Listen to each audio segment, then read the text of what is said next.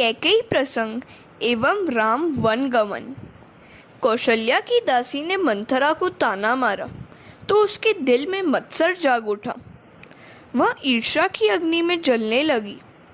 वह कैकेयी के पास आई और स्त्री चरित्र शुरू कर दिया। कैकेयी के आगे वह जोर जोर से रोने लगी। कैकेयी ने पूछा, क्यों रोती है रीतु? क्या लक्ष्मण ने तुम्हें कोई सजा दी है? मंथरा तो बिना कुछ कहे सुने रोती ही जा रही थी। कैकेयी के हृदय में राम के लिए स्नेह है, सो वह राम का कुशल मंगल पूछती है। राम कुशल से तो है ना? वैसे तो पति की कुशलता की पूछताछ पहले करनी चाहिए, किंतु राम पर अतिशय स्नेह है, अतः उन्हीं के समाचार पूछ रही हैं। मंथरा कहने लगी, हाँ, राम तो आनंद में ही है। आनंद में क्यों ना हो, कल उनका राज्याभिषेक होने जा रहा है। कैकेयी ने मंथरा से यह समाचार सुनकर उसे माला का उपहार दिया। कैकेयी के मन में अभी तक कली ने प्रवेश नहीं पाया था, किंतु मंथरा ने तो वह माला फेंक दी। सभी आनंदित थे, किंतु मंथरा तो बेचैन थी। कैकेयी ने कहा, तू तो मूर्ख है। सूर्यवंश की यही परंपरा है कि ज्येष्ठ पुत्र को पद पर बिठाया जाए। मैंने कई बार राम की परीक्षा की है। वे कौशल्या से भी बढ़कर प्रेम मुझी से करते हैं। कैकेयी तो भोली है। मंथरा का स्पर्श होने पर उसके मन में पाप जागेगा। मंथरा ने स्त्री चरित्र शुरू कर दिया। रोती हुई वह धरती पर जा गिरी और सिसकियां लेती हुई कहने लगी, चाहे राम राजा बने या भरत, मुझे क्या लेना देना? मैं तो दासी की दासी ही तो रहूंगी। जिसकी भी भलाई करना चाहती हूँ वही मेरे विरुद्ध हो जाता है। मेरा तो कोई स्वार्थ है ही नहीं। बात तो तुम्हारी ही बिगड़ रही है। मैं चाहती हूँ कि तेरी बिगड़ने जा रही बात को सुधार दूँ। मेरा स्वभाव ही ऐसा पड़ गया है। कैकेयी ने मंथरा की कपट भरी वाणी सुनी तो वह उसके जाल में फंस गई। मेरे लिए उसे प्रेम है, तभी तो मुझे कहने आई है। उसने मंथरा को थपथपाया। कैकेयी ने जो ही मंथरा का स्पर्श किया, उसके मन में कली ने प्रवेश पा लिया। पापी का कभी स्पर्श न करो। शास्त्र में दोषों का वर्णन किया गया है। किसी का स्पर्श बिना कारण कभी न करो। कैकेयी ने कहा, मंथरा, सच सच बता, क्या हुआ है तुझे? मंथरा ने कहा, मुझे वैसे तो कुछ कहना है ही नहीं, किंतु तुम्हारा जो अहित होने जा रहा है वह मुझसे देखा नहीं जाता। मैं तेरी बिगड़ी बात को बनाना चाहती हूँ। मेरा अपना तो कोई स्वार्थ है ही नहीं। कैकेयी ने कहा, बताओ मुझे क्या करना है? तो मंथरा कहती है, कैकेयी, तुम तो बड़ी भोली हो। तुम मानती हो कि राजा तुम्हारे हाथों में है, किंतु पुरुष झूठे होते हैं। वे तुम्हारे कहे में हैं ही नहीं। वे कौशल्या की बातें ही मानते हैं। कौशल्या ने तुम्हें अपने रास्ते से हटाने का षड्यंत्र रचा है। 15 दिनों से राम के राज्याभिषेक की तैयारी चल रही है और तुम्हें तो पता तक नहीं है। दशरथ बड़े कपटी हैं। वे कौशल्या से ही प्रेम करते हैं। तुम्हारे साथ तो प्रेम का दिखावा ही करते हैं। राम का राज्याभिषेक करने में इतनी शीघ्रता क्यों की जा रही है? कौशल्या के कहने से ही तो भरत शत्रुघ्न को मामा के घर भेज दिया गया है। देश के सभी राजाओं को निमंत्रण भेजा गया है, किंतु भरत शत्रुघ्न को तो कोई याद तक नहीं करता है। तुम्हें तो कुछ खबर ही नहीं है, बस आराम से सो रही हो तुम। कैकेयी ने कहा, हाँ, तेरी बात बिल्कुल सही है। मेरा कोई नहीं है। तू ही बता, मैं अब क्या करूं? मंथरा अब भी विष उगलती जा रही थी। राम के राजा बन जाने के बाद तेरी कोई भी सेवा नहीं करेगा। लक्ष्मण को मंत्री पद दिया जाएगा और भरत को कारावास। तुम्हें कौशल्या की दासी बनना पड़ेगा।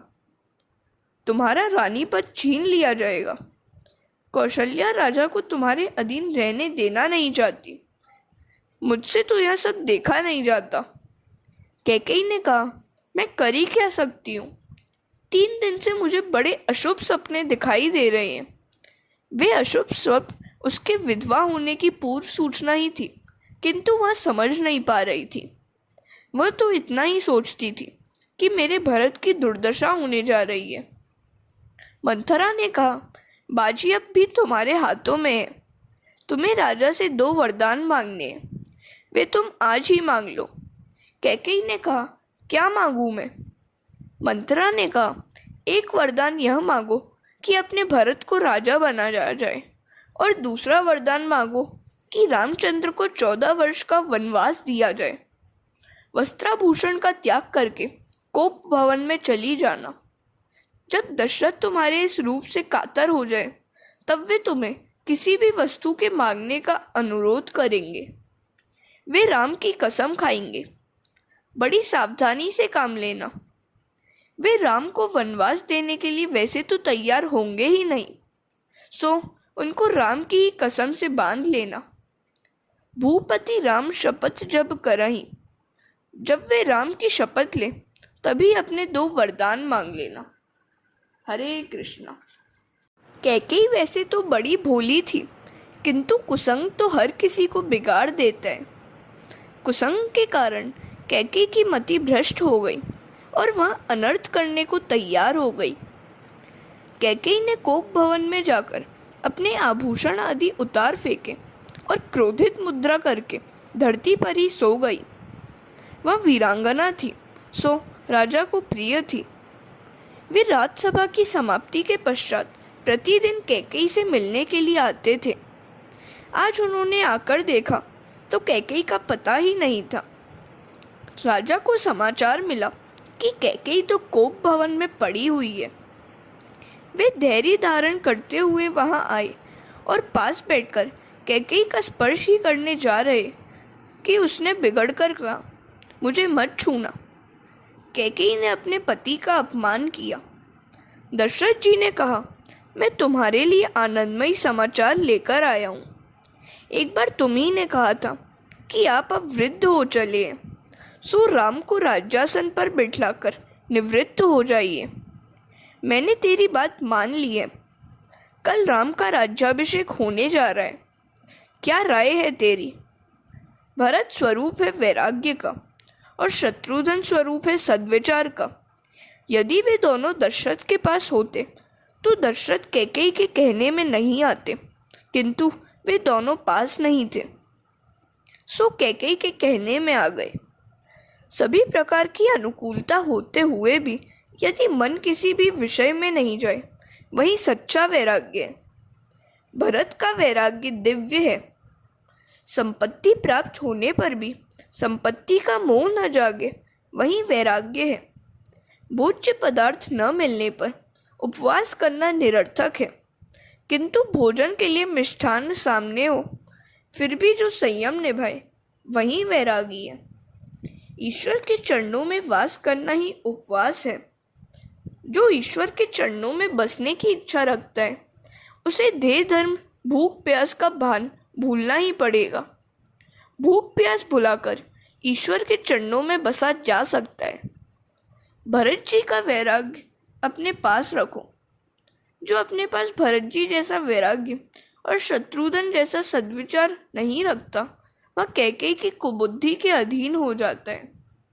कौशल्या निष्काम बुद्धि है, सुमित्रा श्रद्धा है और कैकेयी है कुबुद्धि। कैकेयी का क्रोध कब उतरने वाला था?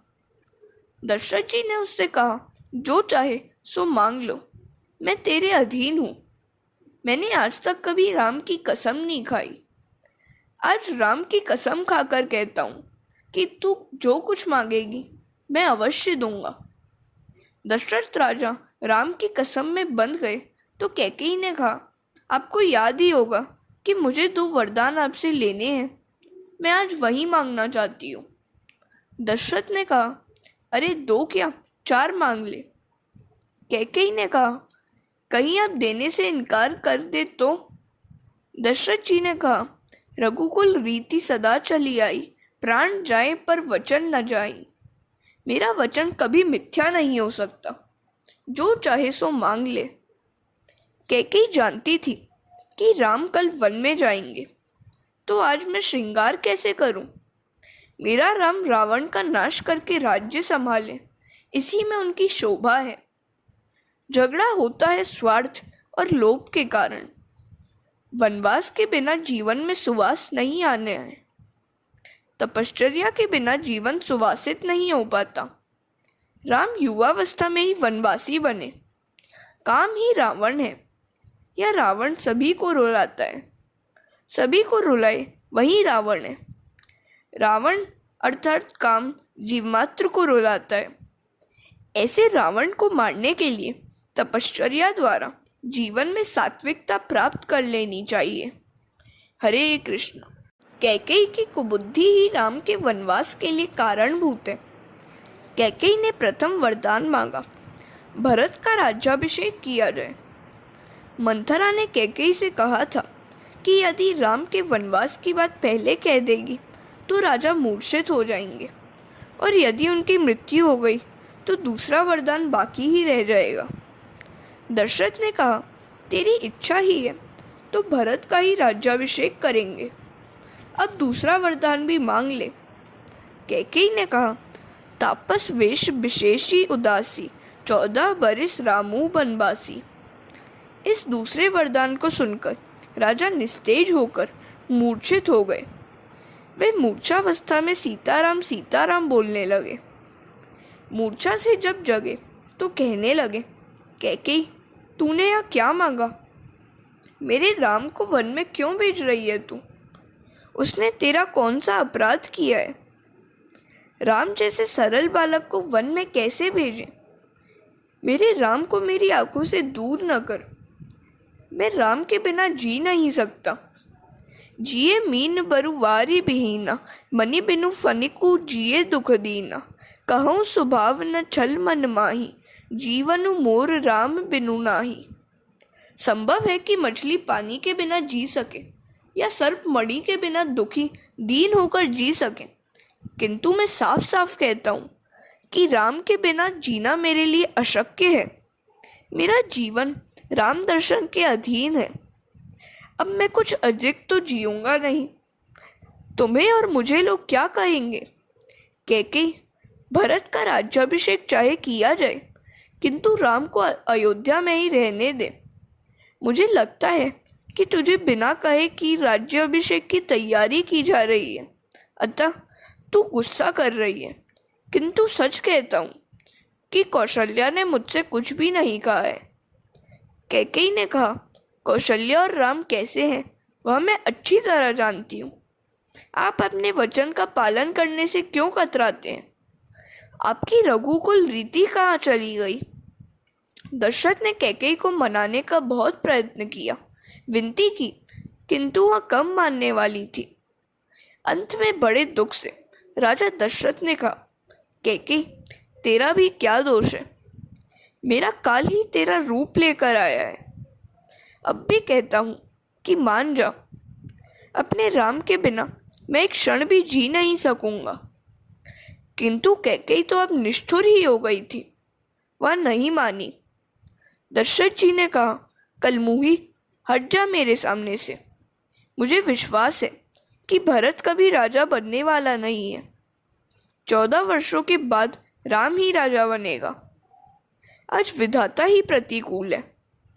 राम के राज्याभिषेक को देखने के लिए मैं जीवित नहीं रह पाऊंगा। राजा दशरथ भगवान सूर्य नारायण को मनाने लगे। आज की रात बस कभी समाप्त ही न हो पाए तथा राम को वन में जाना न पड़े। वे शिवजी से प्रार्थना करने लगे, हे शंकर भगवान, राम को प्रेरणा दीजिए कि मेरी आज्ञा का वह उल्लंघन करे और वनगमन ना करे। हरे कृष्ण। प्रातः काल हुआ। राम का वनवास आज से शुरू होना था। राजा दशरथ जगे ही नहीं। मंत्री सुमंत आए। उन्होंने कैकेयी के राजमहल में आकर देखा तो दशरथ जी मूर्छित पड़े थे। वे समझ गए कि कैकेयी ने कुछ कपट किया है। उन्होंने कैकेयी से पूछा, महाराज अब तक क्यों नहीं जगे हैं? कैकेयी ने गुस्सा करके कहा, मैं कुछ नहीं जानती। सारी रात राम राम करते रहे हैं। सो राम से ही जाकर पूछो। तो सुमंत ने राम के पास जाकर कहा कि पिताजी तुम्हें याद कर रहे हैं। राम ने कैकेयी के आवास में जाकर पिता की स्थिति देखी और कैकेयी से पूछा, क्या हो गया है मेरे पिताजी को? मुझे समाचार क्यों नहीं भेजा गया? कैकेयी ने कहा, क्या बताऊं मैं तुम्हें? अपने पिता के दुख का कारण तुम ही हो। मैंने उनसे 2 वरदान मांगे। वे पहले से ही वचनबद्ध हो गए थे। वरदान सुनते ही वे अचेत हो गए हैं। वरदान सुनकर रामचंद्र ने माता को प्रणाम किया और कहा, माता कैकेयी, तुम मेरे लिए कितना पक्षपात करती हो। मुझे वन में ऋषि मुनियों के सत्संग का लाभ हो और मेरा कल्याण हो, इसी हेतु से तुम मुझे वन में भेज रही हो। भरत से भी अधिक प्रेम तुम मुझसे कर रही हो। कैकेयी की निष्ठुरता की तो कोई सीमा ही नहीं। राम शब्द सुनते ही दशरथ जी की आंखें खुल गईं। राम ने प्रणाम किया तो दशरथ ने उन्हें बाहों में भर लिया। राम, मुझे छोड़कर कहीं न जाना। रामचंद्र जी पिताजी को धीरज देते हुए समझाने लगे, आप तो धर्म धुरंधर हैं, आपको कौन क्या समझा सकता है। 14 वर्ष का समय तो अत्यंत शीघ्र ही बीत जाएगा और आपके दर्शन के लिए मैं वापस आ जाऊंगा। आपके आशीर्वाद से वन में मेरा कल्याण ही होगा। मुझे तो बड़ा आनंद है कि मेरा प्रिय भाई राजा होने जा रहा है। वहाँ से अब रामचंद्र कौशल्या के पास आए। माता का दिल भर आया। सुंदर आसन पर बिठलाकर बला उतारी और कहने लगी, अच्छा ही हुआ कि तू आ गया। आज तो तेरा राज्याभिषेक होगा। वशिष्ठ जी राज तिलक करेंगे। राजसभा में अधिक समय रहना पड़ेगा, सो अभी भोजन कर ले। रघुनाथ जी ने गंभीरता से माता से कहा, पिताजी ने भरत को अयोध्या का राज दिया है और मुझे वनवास। कौशल्या ने सारी बात सुनी तो वह दुख से स्तब्ध सी हो गई। ऐसी बातें उसके हृदय में बाणों की भांति चुभ गई। उसे जो दुख हुआ उसका वर्णन शब्दों में कैसे किया जा सकता है। कहीं न जाई कछु हृदय विषादु।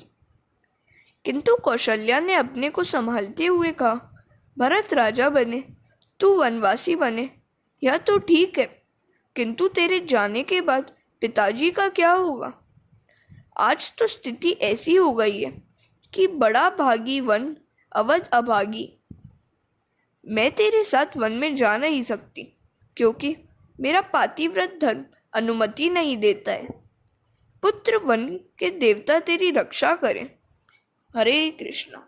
जब राम वनवास के लिए तैयार हो रहे थे उसी समय सीता जी भी वहां आ पहुंची। अपनी सास को प्रणाम करके धरती पर दृष्टि रखकर वहां खड़ी रह गई। कौशल्या ने राम से कहा, बेटा, यह मात्र मेरी कुलवधू ही नहीं, साक्षात लक्ष्मी जी है। मुझे तो आशा थी कि प्रेमलता फूले फलेगी। बेटे, यदि वन में तुझे जाना है तो जा सकते हैं, किंतु मेरी सीता मेरे ही पास रहेगी। मेरा अपना पुत्र चाहे जो कष्ट उठाए, पराई पुत्री को कभी दुखी नहीं करना चाहिए। अपनी पलकें आंखों की रक्षा करती हैं, उसी तरह इस सीता की भी मुझे रक्षा करनी चाहिए। राखहु नयन पलक की नाई।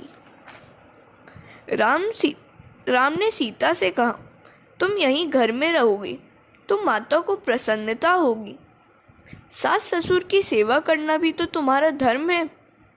वन में राक्षस भी होते हैं। वनवास में बहुत कष्ट होता है। वनवास केवल मुझे दिया गया है। तुम यहीं रहकर सभी की सेवा करना। सीता जी मन में सोच रही थी कि प्राणनाथ के साथ मेरे शरीर और प्राण दोनों जा पाएंगे या केवल प्राण ही। की तनु प्राण की केवल प्राणा। धैर्य से सीता ने कहा, आपकी बात वैसे ठीक तो है, किंतु नारी का आधार मात्र एक पति ही होता है। यदि आपको ऐसा विश्वास है कि आपके विरह में 14 वर्ष तक जीवित रहूंगी तो मुझे यहाँ छोड़कर जा सकते हैं। आपके विरह में मेरे प्राण चले जाएंगे सो मैं तो भाग्यशाली ही हूँ, किंतु मेरे शरीर पर भी कृपा कीजिए। और तो क्या कहूँ, आप तो अंतर्यामी हैं। रामचंद्र जी ने सोचा कि इसे यहाँ रहने का अति आग्रह करूँगा तो यह प्राण त्याग करेगी। ठीक है, मैं तुम्हें अपने साथ ले जाऊँगा। कौशल्या ने कहा, बेटे, मेरी सीता को क्षण मात्र भी अकेले न छोड़ना। मैं तुम्हारे इस मनोहर युगल का दर्शन अब फिर कब कर पाऊंगी। तभी लक्ष्मण जी वहाँ आ पहुँचे। राम ने उससे कहा, लक्ष्मण, माता पिता आदि की भली भांति सेवा करना। लक्ष्मण ने कहा, मेरे माता पिता आप ही हैं। यदि आप मेरा त्याग करेंगे तो मैं किसकी शरण में जाऊंगा। मेरा त्याग मत करें। जल बिना मछली शायद जी सकती है, किंतु राम सीता के बिना मैं नहीं जी सकता। राम भी जानते थे कि लक्ष्मण उनके बगैर रह नहीं सकेगा, सो उन्होंने लक्ष्मण से कहा, माता सुमित्रा की अनुज्ञा ले आ। लक्ष्मण जी ने माता से सभी बात की। सुमित्रा ने कहा, कैकेयी, तूने तो अयोध्या उजाड़ दी। लक्ष्मण से कहा, गच्छ तात यथा सुखम। लक्ष्मण, मात्र तुम्हें ही अपनी सेवा का लाभ देने के लिए राम वन में जा रहे हैं। अनन्य भाव से तू राम सीता की सेवा करना। पुत्रवती जुवती जग सोई, रघुपति भगत जासु सुत होई। लक्ष्मण, मेरी अनुमति है। अवध तहाँ जहम राम निवासु। हरे कृष्ण। राम, लक्ष्मण और सीता वन गमन के लिए तैयार थे। तभी उर्मिला आई। एक शब्द भी बोल न सकी, मन ही मन प्रणाम किया। सीता, राम और लक्ष्मण दशरथ के पास आए। दुख संतप्त पिताजी को राम धीरज देते हुए कहने लगे, पिताजी, शांत हो जाइए। हम वन में जा रहे हैं, हमें आज्ञा दीजिए, आशीर्वाद दीजिए। इस समय का वर्णन कौन कर सकता है। दशरथ तो मूर्छित से ही थे। कैकेयी कहने लगी, मेरी आज्ञा ही पिता की आज्ञा है, वे स्वयं तो कुछ भी कह नहीं पाएंगे। कैकेयी की आज्ञा से वल्कल लाए गए। राम, लक्ष्मण और सीता अपने राजसी वस्त्र छोड़कर वल्कल धारण करने की तैयारी करने लगे। इतने में वहाँ वशिष्ठ जी आए। उन्होंने सीता जी का वल्कल छीन लिया और कैकेयी से कहा, तुमने राम को वनवास दिया है, सीता को नहीं। सीता तो हमारी राज लक्ष्मी है। अयोध्या की प्रजा दुख के मारे व्याकुल हो गई। राम ने जनता से कहा, मेरे माता पिता की सेवा करो। जो उनकी सेवा करेगा वही मुझे प्रिय होगा। वशिष्ठ जी आप सबकी रक्षा करेंगे। किंतु प्रजा तो कहने लगी, जहाँ हमारे राम होंगे वहीं हम भी होंगे। राम, लक्ष्मण, सीता ने वन की ओर प्रयाण किया। कैकेयी ने कहा कि राम तो गया और साथ साथ अयोध्या भी उजाड़ता गया। जहाँ तेरा मेरा अपने पराये का भेदभाव है, वहाँ भगवान विराज नहीं सकते।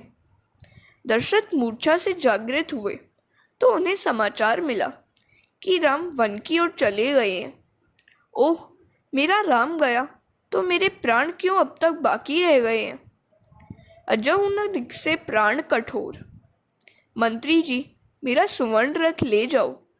राम से कहो कि वह पैदल न जाए, रथ में बैठकर ही जाए। मेरी आज्ञा है। 2-4 दिन उन्हें वन की सैर कराना और फिर सभी को अयोध्या वापस लाना। यदि राम वापस न भी आए तो सीता को तो अवश्य ही लेते आना।